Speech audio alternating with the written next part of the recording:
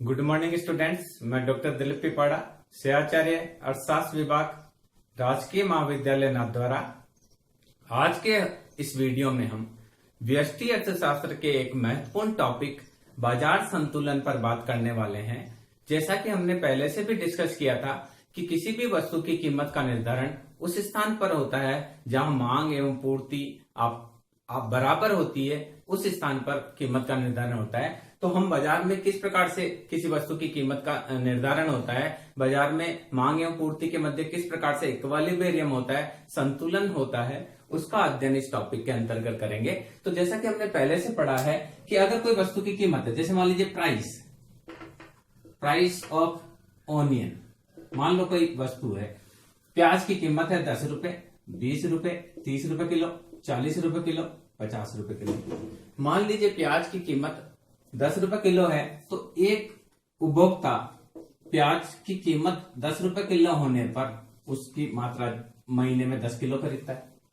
जब प्याज की कीमत बढ़कर 20 हो जाती है तो वो महीने का 8 किलो ही खरीदता है। जब 30 हो जाती है तो 6 किलो ही खरीदता है। जब 40 हो जाती है तो 4 किलो ही खरीदता है। 50 रुपए किलो होती है तो एक महीने में वह 2 किलो प्याज ही खरीदता है। जैसा कि हमने पहले से भी मांग के नियम में पढ़ा था कि किसी वस्तु की कीमत बढ़ने पर मांगी जाने वाली मात्रा घटती है और कीमत में कमी होने पर मांगी जाने वाली मात्रा बढ़ती है।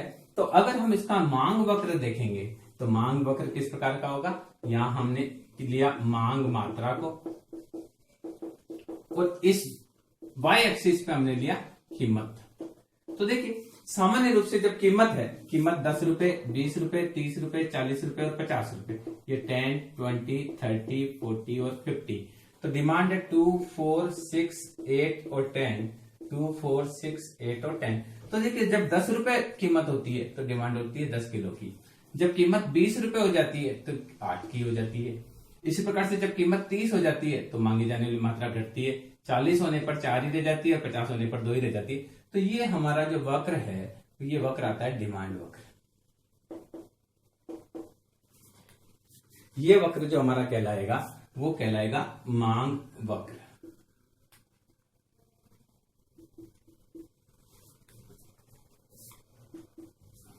तो सामान्य रूप से कीमत और मांगी जाने वाली मात्रा में उल्टा संबंध होता है। किसी भी वस्तु की कीमत में होने वाली वृद्धि के साथ उसकी मांगी जाने वाली मात्रा कम होती है और किसी भी वस्तु की कीमत में होने वाली कमी के साथ उसकी मांगी जाने वाली मात्रा बढ़ती है। अब देखिए दूसरी चीज क्या है कि अगर कीमत यही रहे तो पूर्ति पर क्या प्रभाव पड़ेगा। ऐसा हमने हमारा एक अलग से वीडियो जो सप्लाई को बताता है, व्हाट इज सप्लाई, वो बताता है। तो देखिए सप्लाई क्या होगी। देखिए सामान्य रूप से जब कीमत कम होती है तो विक्रेता उस वस्तु को बेचना नहीं चाहता है वरन उसका स्टॉक करना चाहता है।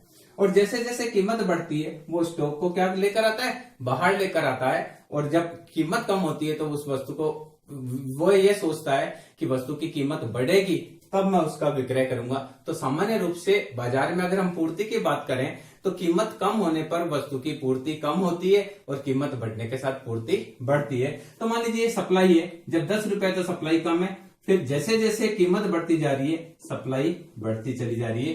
तो अगर हम इसका सप्लाई कर्व देखेंगे तो सप्लाई कर्व इस प्रकार का पॉजिटिव होगा। यहाँ पूर्ति की मात्रा और कीमत, तो देखिए कीमत 2 रुपए है, कीमत जब 10 रुपए है तो सप्लाई है 2, कीमत 20 हो जाती है तो सप्लाई हो जाती है 4, कीमत 30 हो जाती है तो सप्लाई और बढ़ जाती है, कीमत बढ़कर 40 रुपए हो जाती है तो और पूर्ति, वस्तु की पूर्ति और बढ़ जाती है, और कीमत बढ़कर जब 50 रुपए हो जाती है तो पूर्ति और बढ़ जाती है। तो ये बताता है कि if price will increase then supply will also increase. तो ये बताता है कि दोनों में सकारात्मक संबंध है, अर्थात कीमत में होने वाली वृद्धि के साथ कीमत कम होगी तो सप्लाई भी कम होगी और कीमत बढ़ेगी तो सप्लाई भी बढ़ेगी। तो सप्लाई कर्व क्या होता है, पॉजिटिव होता है। तो ये चीजें हमने पहले पढ़ी है। अब हमको ये देखना है कि बाजार संतुलन किस प्रकार से होता है। तो देखिए बाजार का संतुलन निकालने के लिए हम देखते हैं कि बाजार का संतुलन किस प्रकार से देखते हैं। तो देखिए मान लीजिए ये कीमत है 10 रुपए की, कीमत है 10 रुपए, 20 रुपए, 30 रुपए, 40 रुपए। तो जैसा कि हमने पहले पढ़ा कि डिमांड इस 10 रुपए पर डिमांड है 10, कीमत बढ़ी डिमांड घटी, कीमत और बढ़ी डिमांड और घटी, कीमत और बढ़ी फिर 4 ही रह गई, कीमत और बढ़ी तो 2। और अभी अभी हमने देखा था सप्लाई। सप्लाई क्या होता है? कीमत में होने वाली वृद्धि के साथ पूर्ति बढ़ती है। हर उत्पादक चाहता है कि वह कम कीमत पर एक बार वस्तु को न बेचे, जैसे ही कीमत बढ़ेगी वह उस वस्तु को बेचेगा। तो मार्केट में सामान्य रूप से पूर्ति का कीमत के साथ सकारात्मक संबंध होता है, यानी जैसे जैसे किसी वस्तु की कीमत बढ़ती है, वस्तु की बेची जाने वाली मात्रा या बेचने के लिए जो उत्पादक तैयार है उसकी मात्रा बढ़ती है। इसका कारण है कि कम कीमत पर सामान्य रूप से वस्तु का स्टॉक कर लिया जाता है, और जब कीमत बढ़ती है तो वो सारा स्टॉक बाहर आ जाता है। तो सामान्य रूप से कीमत में होने वाली वृद्धि के साथ पूर्ति में वृद्धि होती है। तो देखिए कीमत 10 है तो यहाँ है पूर्ति मान लीजिए 2, यहाँ बढ़ी 4, यहाँ हो गई 6, यहाँ हो गई 8, यहाँ हो गई 10। तो देखिए मांग और पूर्ति का संतुलन किस प्रकार से होता है, इस कर्व को हम समझ सकते हैं। यहाँ देखिए यह एक्स एक्सिस, ये वाई एक्सिस, यहाँ हमने लिया मांग व पूर्ति की मात्रा, और इस तरफ एक्स वाई एक्सिस पे लेते हैं हम कीमत। तो देखिए कीमत 2 रुपीज 10, 20, 30, 40 और 50 हमने मान लिया, और सप्लाई 2, 4, 6, 8, 10, डिमांड सप्लाई 2, 4, 6, 8, 10 यहाँ किया, यहाँ 10, 20, 30, 40 और 50। तो देखिए अभी हम इसका देखेंगे। तो हमारा जो डिमांड कर्व है वो डिमांड कर्व देखिए फर्स्ट 2 रुपीज पर 50 रुपए किलो है, तब डिमांड है 2 की। जब कीमत घटकर 40 हो जाती है तो डिमांड बढ़कर 4 हो जाती है। तो ये इस प्रकार से हमारा ये आएगा डिमांड कर्व, आप इसको बना सकते हैं। और अभी देखिए जस्ट हमने सप्लाई कर्व देखा, तो सप्लाई कर्व इस प्रकार का होता है। ये सप्लाई कर्व है जो पॉजिटिव स्लोप का है, और डिमांड कर्व है नेगेटिव स्लोप का है, जैसा कि हम पहले से पढ़ चुके हैं। तो देखिए जिस स्थान पर डिमांड और सप्लाई आपस में एक दूसरे को काटती है, 30 रुपए पर काटती है, और यहां वस्तु की पूर्ति है 6, मांग और पूर्ति कितनी 6। तो जिस स्थान पर ई बिंदु है, ई बिंदु पर मांग वक्र और पूर्ति वक्र एक दूसरे को काटते हैं। तो ये जो बिंदु है, ये बिंदु है संतुलन का बिंदु। इसको बोलते हैं मार्केट इक्विलिब्रियम पॉइंट या प्राइस इक्विलिब्रियम पॉइंट बोलते हैं, कि यानी यहाँ यह वह बिंदु है जहां मांग और पूर्ति का संतुलन है। देखिए ये तालिका में देख रखा है कि 30 रुपए पर मांग और पूर्ति क्या है, बराबर है 30 रुपए पर मांगी जाने वाली मात्रा भी 6 है और पूर्ति की जाने वाली भी मात्रा 6 है। तो इसको हम संतुलन बिंदु कहेंगे। अगर मान लो प्याज की कीमत 10 रुपए है, तो डिमांड उपभोक्ता कितनी कर रहा है 10 किलो की, और पूर्ति कितनी हुई 2 किलो की।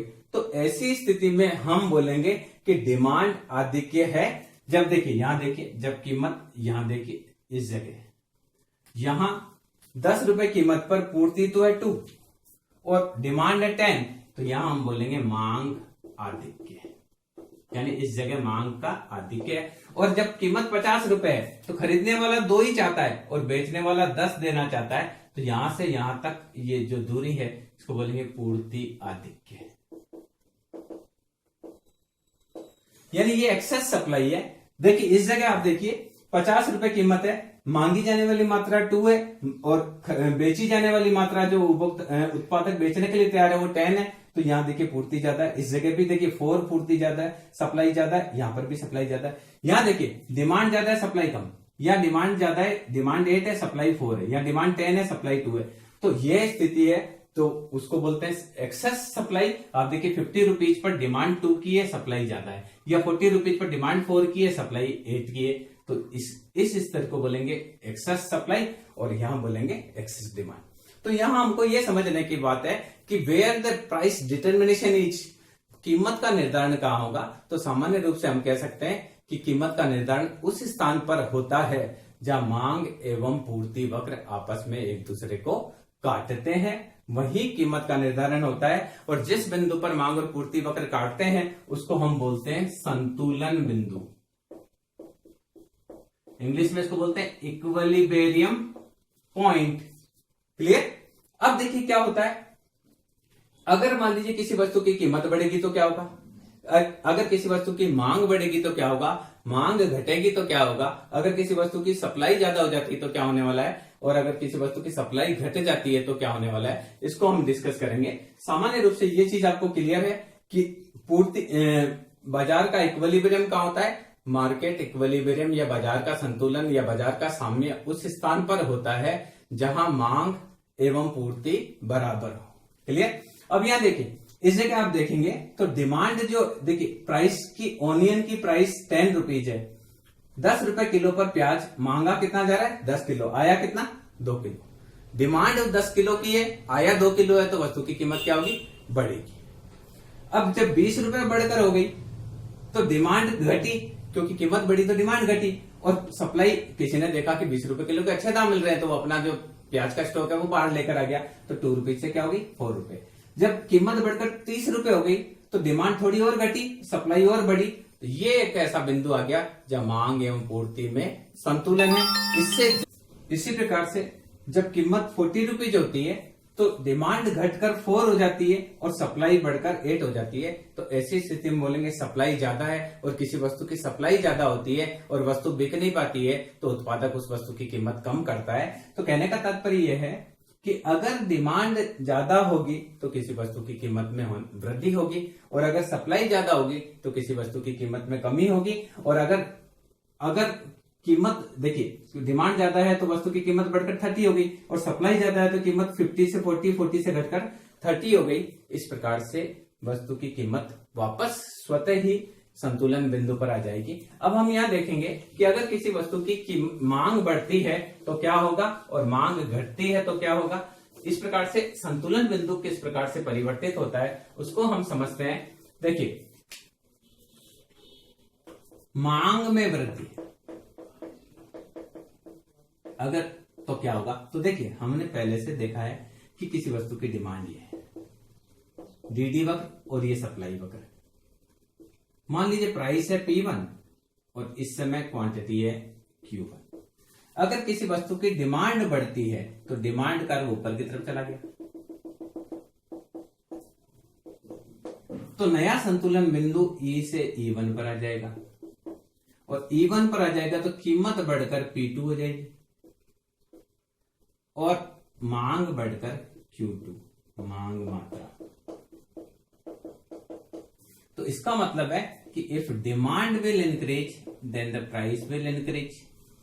अगर मांग में कमी होती है तो इसको भी आप समझिए, मांग में अगर कोई वस्तु की मांग कम हो जाती है तो देखिए क्या होगा। ये वस्तु की डिमांड है, डीडी वक्र डिमांड को बताता है, एसएस वक्र सप्लाई को बताता है। वस्तु की प्राइस पहले P1 है और क्वांटिटी मांगी जाने वाली Q1 है, इक्विलिब्रियम पॉइंट Q1 है। अब किसी वस्तु की डिमांड घटती है तो डिमांड कर्व नीचे की तरफ आ गया,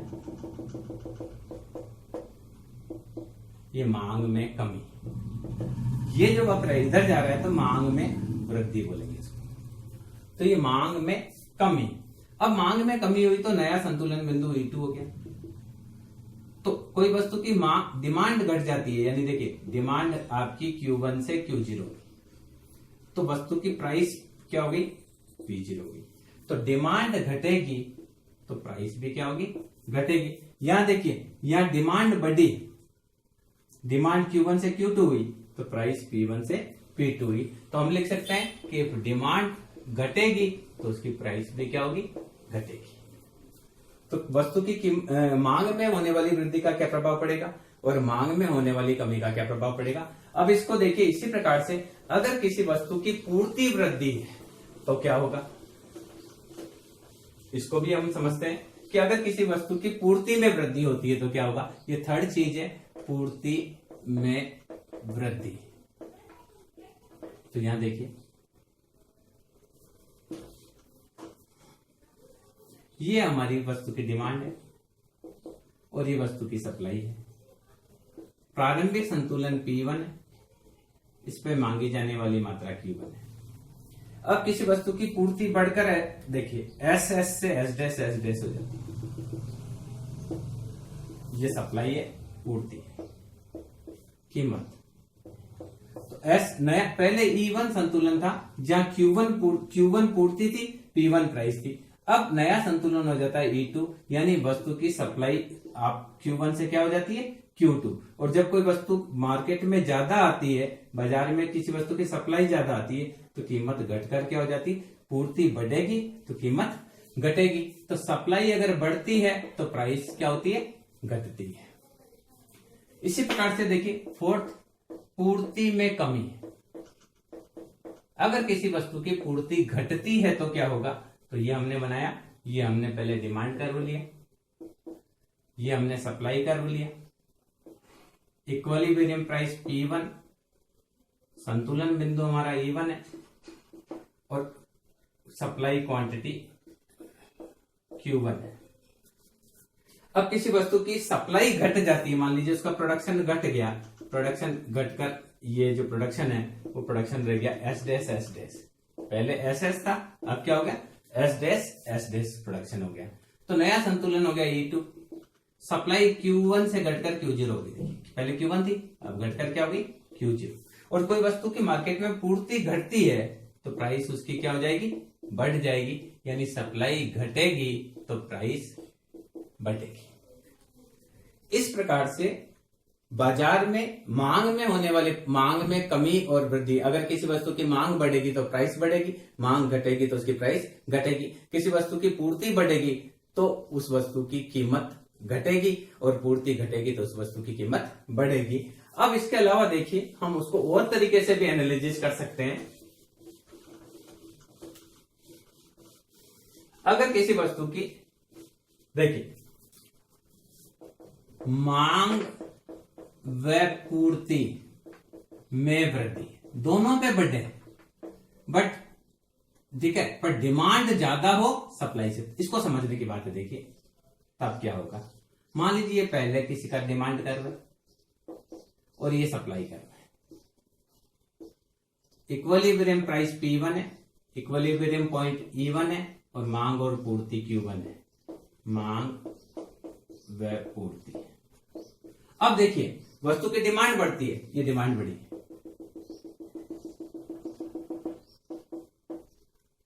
डिमांड बढ़कर डी से डिमांड बढ़कर डी डैश डिमांड हो गई और सप्लाई भी बढ़ती है, सप्लाई भी बढ़ गई S डैश। पर देखिए डिमांड तो इतनी बढ़ी, सप्लाई इतनी कम बढ़ी, तो नया संतुलन क्या हुआ E2।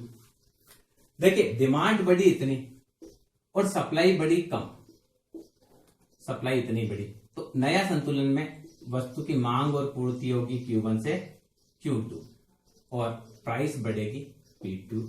तो इसका मतलब है if demand increase supply also increase in demand is greater than increase in supply, मांग ज्यादा बढ़ती है पूर्ति की तुलना में तो वस्तु की कीमत क्या होगी, प्राइस इंक्रीज होगी। क्लियर है। देखिए इस चित्र में देखिए प्रारंभिक संतुलन मांग और पूर्ति का संतुलन E1 था, तब कीमत P1 थी, मांग और पूर्ति की मात्रा Q1 थी। अब मांग बढ़कर डी डैश हो जाता है, पूर्ति भी बढ़ती है पर मांग ज्यादा बढ़ती है पूर्ति कम बढ़ती है तो कीमत बढ़ेगी। अब देखिए अगर ऐसा हो कि मांग और पूर्ति दोनों बढ़े पर पूर्ति ज्यादा बढ़े, देखिए ये डिमांड कर, ये सप्लाई कर, पहले प्राइस P1 है, संतुलन बिंदु E1 है और मांग और पूर्ति की मात्रा Q1 है। अब मांग बढ़ती है, मांग बढ़कर डी डैश हो गई और सप्लाई बढ़ती है, सप्लाई भी बढ़ी, मांग भी बढ़ी और सप्लाई भी बढ़ी, ये सप्लाई बढ़ी और नया संतुलन का बिंदु हो गया E1 से E2 पर। तो मांग और पूर्ति बढ़ी Q1 से Q2 और कीमत P1 से क्या हो गई P0, क्योंकि पूर्ति ज्यादा बढ़ी। देखिए पूर्ति इतनी बढ़ी, मांग कम बढ़ी, यानी देखिए इफ डिमांड बढ़ती है सप्लाई भी बढ़ती है, पर डिमांड से सप्लाई ज्यादा बढ़ती है तो प्राइस क्या होगी, उस वस्तु की घटेगी। ओके।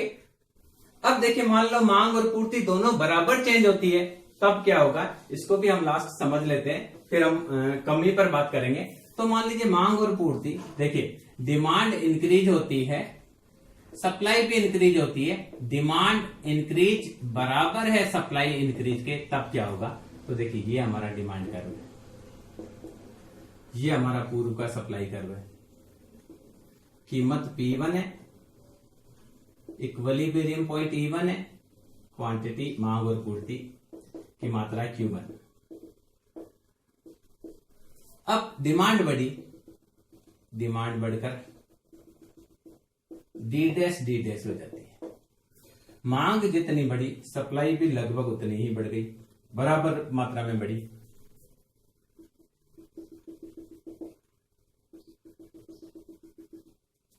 तो नया बिंदु हुआ E2, इक्विलिब्रियम प्राइस वही है और मांगी जाने वाली मात्रा Q1 से क्या हो जाती, Q2। यानी जिस अनुपात में मांग बढ़ती है, अगर उसी अनुपात में पूर्ति बढ़ती है तो कीमत वही रहेगी, बस मांग व पूर्ति की मात्रा OQ1 से बढ़कर क्या हो जाएगी, OQ2 हो जाएगी। यानी संतुलन बिंदु E1 से E2 आ जाएगा, कीमत में कोई भी चेंज नहीं होगा। तो हम लिख सकते हैं कीमत रिमेन सेम। रिमेन सेम का मतलब है there is no change in price. अब इसके बाद में देखिए, अगर किसी वस्तु की कीमत कम होती है तब क्या होगा, उसको भी हम डिस्कस कर लेते हैं। अगर किसी वस्तु की मांग और पूर्ति में कमी होती है तो क्या होगा, उसको भी हम डिस्कस करते हैं। देखिए अब हम ये डिस्कस करते हैं कि अगर मांग व पूर्ति में कमी हो, मान लीजिए डिमांड भी घट रही है, सप्लाई भी घट रही है, डिमांड से सप्लाई ज्यादा घटे, डिमांड से घटने वाली सप्लाई क्या हो, ज्यादा, तो इस स्थिति में क्या होगा, देखिए मान लीजिए डिमांड कर्व और ये सप्लाई कर्व, कीमत है P1, इक्विलिब्रियम पॉइंट है E1, क्वांटिटी है मांग व पूर्ति की Q1। अब देखिए डिमांड घटती है, ये डिमांड घटी,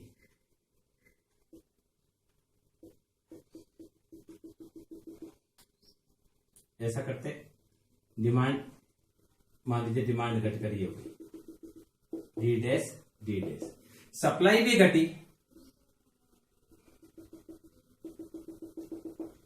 एस डैश।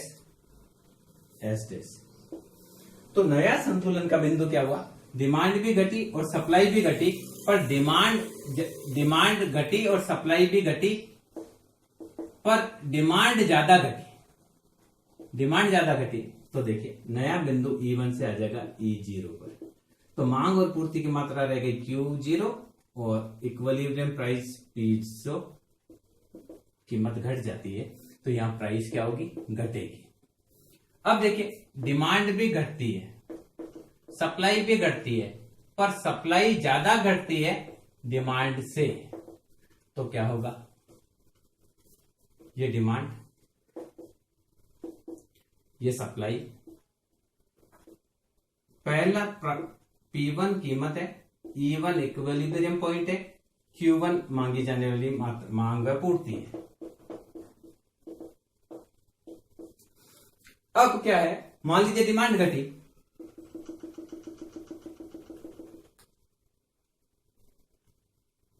डिमांड घटी, ये डी डैश हो गई डिमांड घटकर, और सप्लाई भी घटती है, सप्लाई घटकर एस डैश हो गई। देखिए सप्लाई कर यहां से यहां आ गया, सप्लाई इतनी घटी और डिमांड घटी, तो नया बिंदु E1 से E2 पर आ जाता है। तो मांग व पूर्ति की मात्रा घटकर Q1 से Q0 हो जाती है और कीमत P1 से बढ़कर क्या हो जाती है, P2। तो ऐसी स्थिति में कीमत क्या होगी, बढ़ेगी। और अगर दोनों बराबर मात्रा में घटे, जितना मांग घटे उतनी ही सप्लाई घटे, तो क्या होने वाला है, इसको भी हम लास्ट समझ लेते हैं। ये डिमांड, ये सप्लाई, प्राइस है P1 स्टार्टिंग, इक्विलिब्रियम E1 है, मांग व पूर्ति की मात्रा Q1, मांग व पूर्ति। अब देखिए डिमांड घटी, डिमांड डी से डी डैश हो गई, और सप्लाई भी घटी, और सप्लाई घटकर एस पहली सप्लाई थी से एस डैश हो जाती है। तो नया इक्विलिब्रियम पॉइंट E1 से E2 पर होगा, तो कीमत घटेगी P0। क्वांटिटी मांग और पूर्ति की मात्रा वही रहेगी, सेम अनुपात में जितना मांग घटी उतनी ही पूर्ति घटी, तो वस्तु की कीमत क्या हो जाएगी, कम हो जाएगी। मांग व पूर्ति बराबर मात्रा में घटती है तो कीमत कम हो जाएगी, और मांग व की मात्रा तो वही रहेगी, वस्तु की कीमत में क्या हो जाएगी, कमी हो जाएगी। जबकि पहले वाले में हमने क्या देखा था, कीमत वही रही थी और मांग और पूर्ति की मात्रा परिवर्तित हो गई थी। तो इस प्रकार से बाजार संतुलन में मांग व पूर्ति में होने वाले परिवर्तन की वजह से कीमत पर क्या प्रभाव पड़ेगा, मांगी जाने वाली मांग व पूर्ति पर क्या प्रभाव पड़ेगा, इसको हम अच्छी तरीके से समझ सकते हैं। तो इस पूरे बाजार संतुलन के टॉपिक से हम महत्वपूर्ण निष्कर्ष ये निकाल सकते हैं। पहली चीज तो यह है कि संतुलन उस बिंदु पर होता है जहां मांग एवं पूर्ति वक्र एक दूसरे को काटते हैं। दूसरी हम ये कह सकते हैं कि हमेशा किसी भी वस्तु का मांग वक्र ऋणात्मक ढाल युक्त होता है। अगला हम ये कह सकते हैं कि किसी भी वस्तु का पूर्ति वक्र धनात्मक ढाल युक्त होता है। संतुलन बिंदु से ऊपर का बिंदु जो है वो पूर्ति आधिक्य को बताता है, और संतुलन बिंदु से नीचे वाला जो है वो मांग आधिक्य को दिखाता है। यदि किसी वस्तु की मांग और पूर्ति में समान मात्रा में परिवर्तन हो, यानी मांग और पूर्ति दोनों बराबर मात्रा में घटे, तो ऐसी स्थिति में वस्तु की कीमत घट जाएगी, मांगी जाने वाली मात्रा और मांग व पूर्ति का संतुलन वही रहेगा। यदि किसी वस्तु की मांग व पूर्ति समान मात्रा में बढ़े, तो वस्तु की कीमत वही रहेगी, मांग एवं पूर्ति की मात्रा बढ़ जाएगी। किसी समय में यदि किसी वस्तु की मांग बढ़ती है और पूर्ति भी बढ़ती है, पर मांग ज्यादा बढ़ती है पूर्ति की तुलना में, तो वस्तु की कीमत बढ़ेगी। यदि मांग में होने वाली वृद्धि से पूर्ति में होने वाली वृद्धि ज्यादा हो, तो वस्तु की जो कीमत है वो घटेगी। तो ये किस प्रकार से कब कौन सी स्थिति में वस्तु की कीमत बढ़ेगी और कौन सी स्थिति में वस्तु की कीमत घटने वाली है, इसके बारे में हमने विस्तार से स्टडी किया। इसके अलावा हम ये कह सकते हैं कि जो संतुलन है वो हर स्थिति में मांग व पूर्ति जहां आपस में काटेगी वहीं पर होगा, और संतुलन कीमत ही बाजार की कीमत कहलाती है। मैं समझता हूं कि आप अच्छे से समझ पाए होंगे कि बाजार संतुलन किस प्रकार से निर्धारित होता है। Thank you.